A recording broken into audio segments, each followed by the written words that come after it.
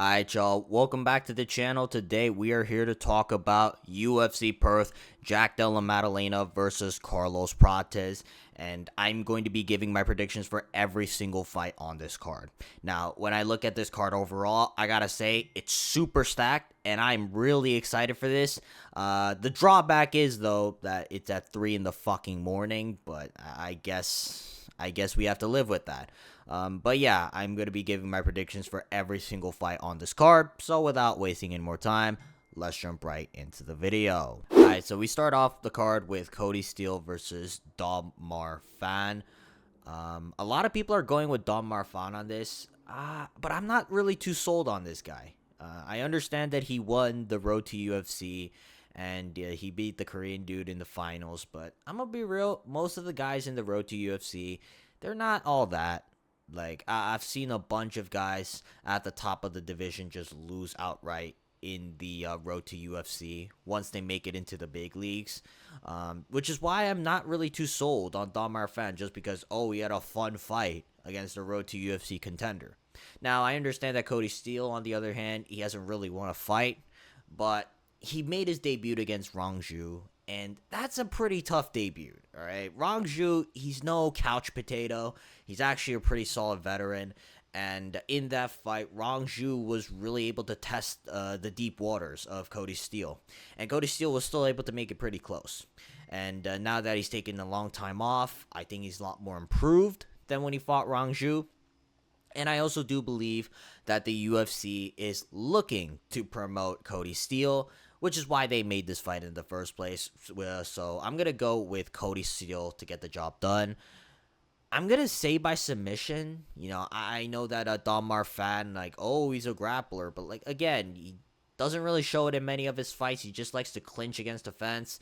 But I think Kody Steele brings an element of takedowns and overall jiu-jitsu control that Dom Marwan, I don't think he's really experienced against, because he's been fighting mostly road to UFC bums throughout majority of his pro career. So I'm going to go with Kody Steele to get the job done. I'm going to say by round 2 or 3 submission. Alright, moving on to Jonathan Micallef versus Themba Gorimbo. I'm going to go with Jonathan Micallef on this one. I think this is pretty straightforward. I just don't rate Themba Gorimbo. I feel like Themba Gorimbo, at one point, he was looked at as some sort of decent prospect, but over the last couple of years, he has not been really winning fights. And sure, you could say, losing to Vicente Luque is not that bad, seeing as what he did to Kelvin Gastelum recently. But after that, though, he lost to Jeremiah Wells, and let's just say Jeremiah Wells isn't exactly the best, and in that fight, Themba Gorimbo kind of got schooled in the grappling. And I understand that Jonathan Micallef, he can be sus on the feet, but it's not like Themba Gorimbo has some crazy knockout power that Micallef needs to be worried about. So I'm going to go with Jonathan Micallef to get the job done. I think he's going to be able to at least take down Themba Gorimbo a couple of times. I wouldn't even be shocked if he outstrikes him, although I did say that his striking's not good, because Themba Gorimbo's striking is also not that good. So I'm going to go with Jonathan Micallef to get the job done. I'm going to say by round 1 or 2 submission. All right, now moving on, we got Wes Schultz versus Ben Johnston. Yeah, I'm not going to pretend that I've seen any Ben Johnston fights, but based on the fact that he's fighting Wes Schultz, yeah, I'm just going to pick Ben Johnston to win via KO, because Wes Schultz is a victim on the feet. And although he can have some decent submission attempts here and there, apparently Ben Johnston is a pretty good grappler, and maybe Ben Johnston's striking isn't the best, but he's training at City Kickboxing, so I'm pretty sure that he can learn a few things there. And on the feet, I think it's going to be a night and day difference, even though I don't know if Ben Johnston is the best. So I'm going to go with Ben Johnston to get the job done. I'm going to say by round 1 or 2 TKO, because at the end of the day, Wes Schultz is a victim. Now, moving on, we got Colby Thicknesse versus Vince Morales. Now, I'm going to say this. I don't think Vince Morales is complete trash. I do think when I watch him fight, he's actually pretty solid. But I can't say he's good, because he's 3-8 in the UFC, and he's coming off 3 losses in a row, albeit to decent level competition, but still, you can't be 3-8 in the UFC and expect me to call you pretty good overall. Now, do I think that Colby Thicknesse is the next coming of Volkanovski? Of course not, no. But I do believe that Vince Morales, I don't know what he's going to do against Colby Thicknesse outside of threatening the Peruvian necktie, which although comes close a lot of the time, but never really seems to hit home. So I'm going to go with Colby Thicknesse to get the job done. I think he's going to defend the submission attempts against Vince Morales and just make it a tough fight on the feet. I know that Colby Thicknesse, he doesn't really have that much KO power in his hands. But I do think that he'll keep him honest, pop the jab a little bit and just make it a clean MMA fight, which is why I'm going to go with Colby Thicknesse to get the job done via decision. All right, now moving on, we got Jacob Malkoun versus Gerald Meerschaert, the GOAT himself. Now, unfortunately, I don't really have any confidence in our GOAT GM3. And I just don't know how he's going to win this fight unless he can take the fight to the ground and submit Jacob Malkoun in the third round. I think there's going to be such a difference in the striking. And GM3, his chin is basically cooked at this point, which is why I'm going to say that Jacob Malkoun, he's going to box up GM3 really badly, and it's going to be really sad. Maybe if GM3 were 3 years younger, I would be more inclined to go with a GM3 special where he gets destroyed for the first 2 rounds and eventually finds a fluky submission in the third. But this is 2026. It hasn't happened in a while, and GM3 is looking older and slower by every fight, which is why I'm going to have to go with Jacob Malkoun to get the job done via round 1 TKO. All right, up next, we got Junior Tafa versus Kevin Christian. Now, a lot of people might say that I'm retarded for saying this, but I'm going to go with Junior Tafa to beat Kevin Christian because I know that Junior Tafa is trash, and you should never be picking a Tafa brother to win a fight in the UFC. But at the same time, though, I've been really impressed with how Junior Tafa looked in his last fight with Billy Alakana.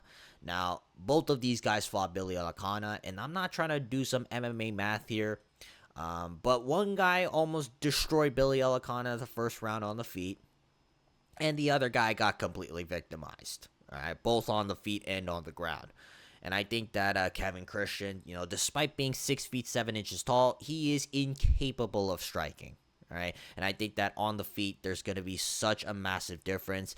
Can Kevin Christian find a way to submit Junior Tafa? Yes, of course, because anyone can submit Junior Tafa if they have any sort of wrestling and jiu-jitsu. But I don't know if Kevin Christian has high-level wrestling. I feel like Kevin Christian, he just got into the UFC purely because of the fact that he's 6 feet 7 inches tall and he can submit guys off bottom. But I don't think that Junior Tafa is going to give him those opportunities because Junior Tafa is a lot faster and he's a lot more dangerous on the feet. So I'm going to go with Junior Tafa to get the job done via round 1 or 2 TKO. All right, now moving on to Cam Rowston versus Robert Bryczek. I'm going to go with Cam Rowston on this one. Now, I am kind of tempted to picking Robert Bryczek because he did look really good against Brad Tavares. But this is the dead corpse of Brad Tavares that we're talking about, so I don't know how much stock I can put into that win. And outside of that, he lost to Ior Potieria, and let's just say Ior Potieria is not the best. Now, do I think that Cam Rowston's this world beater that everybody should be out on the lookout for? Not necessarily. I do believe that guys above him in the rankings will be able to exploit his weaknesses, but I don't think Robert Bryczek has that game. And maybe Bryczek does well in the first round, teeing off on Cam Rowston because Cam Rowston does get hit early on. But one thing I've been impressed with is Cam Rowston's cardio. He does maintain a relatively high pace throughout 3 rounds of a fight. He has some dynamite in his hands because he knocked out Petroski in the first round with no resistance. So I'm going to say that Cam Rowston, maybe struggles early on, but by rounds 2 and 3, he's going to be able to just tee off on Robert Bryczek and just win the fight. All right, now we got the people's main event, Tai Tuivasa versus Louie Sutherland. My God, bro. Why is this a main card fight in the year of 2026? I will never understand. But yeah, I'm going to go with Tai Tuivasa here.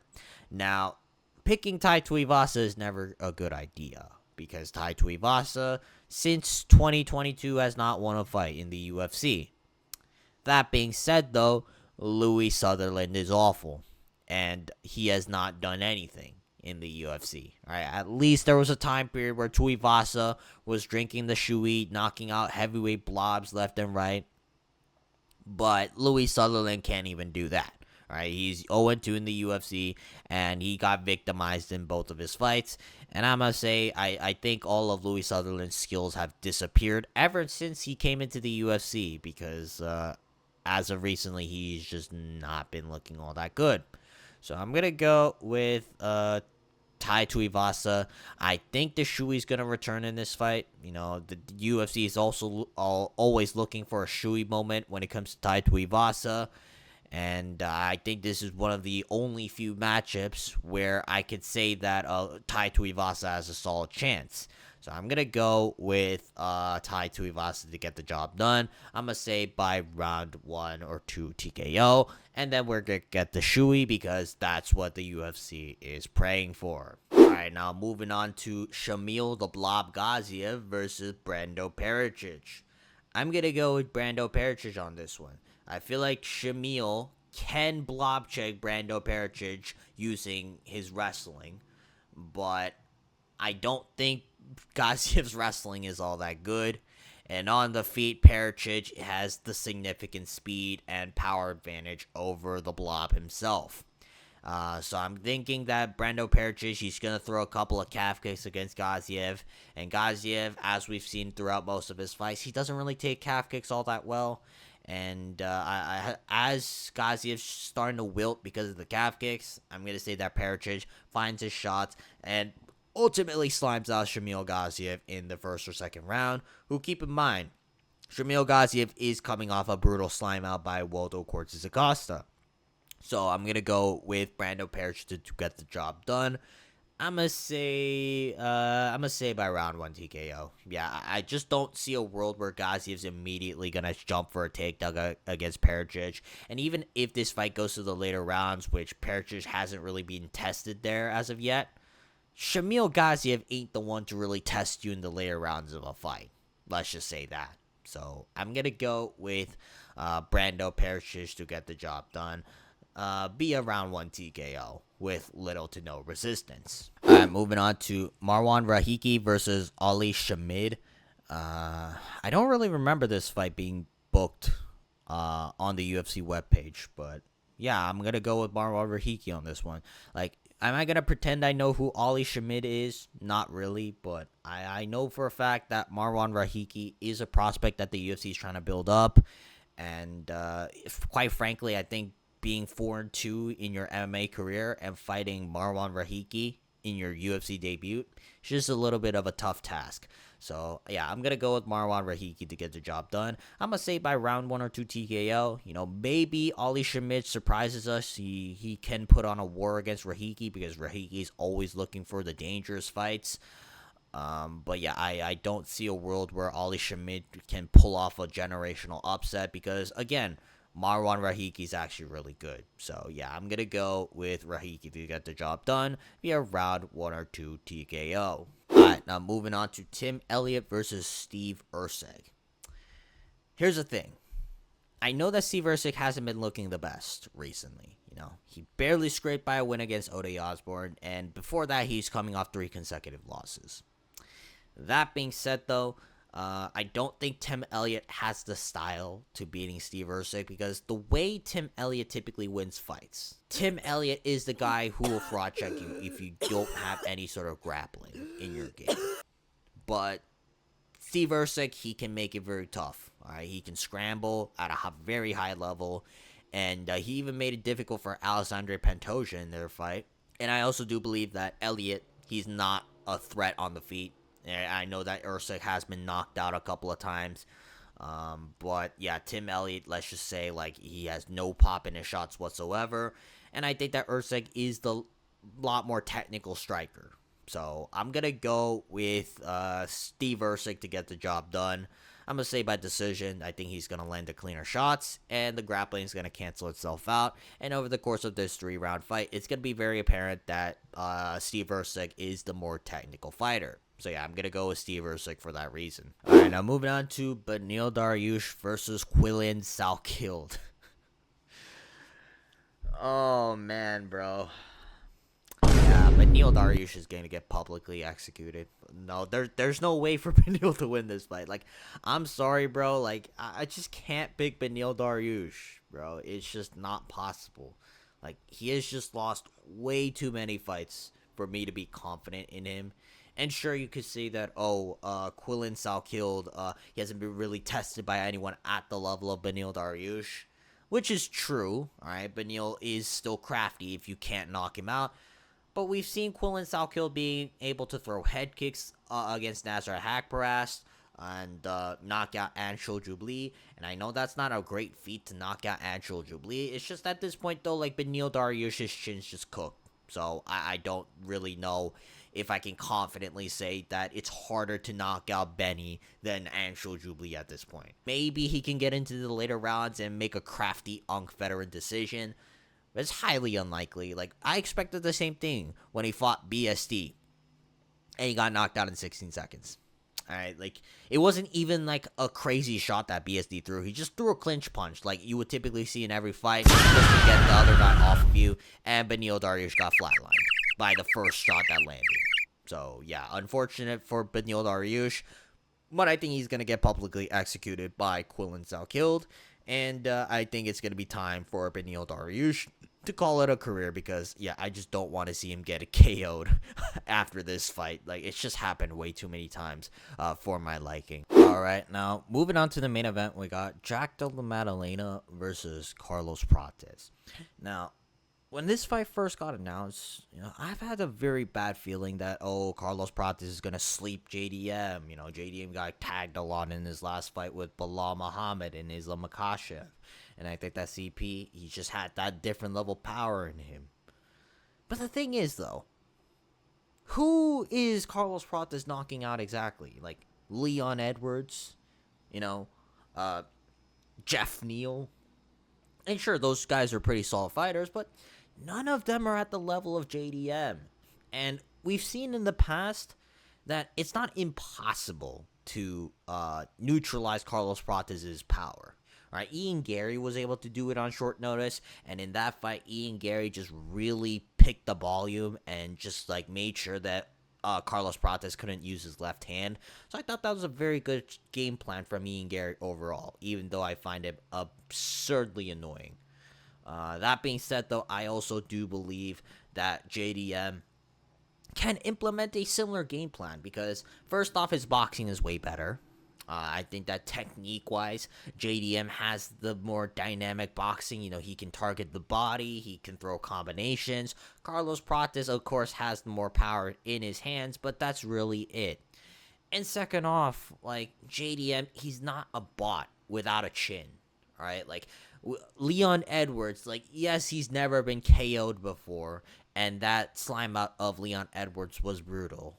But at the same time, though, there were signs in the past, like when Leon Edwards is getting wobbled by fucking 38-year-old Nate Diaz. Like, I feel like there were signs to pointing that Leon Edwards is going to get knocked out eventually. But there hasn't been any of that for JDM. Now, yes, Carlos Prates hits with different levels of power, and he could knock out JDM. Like, he could be the first one. But if he doesn't do it in the first 2 rounds, am I really going to say that, he can do it in rounds 4 or 5? No.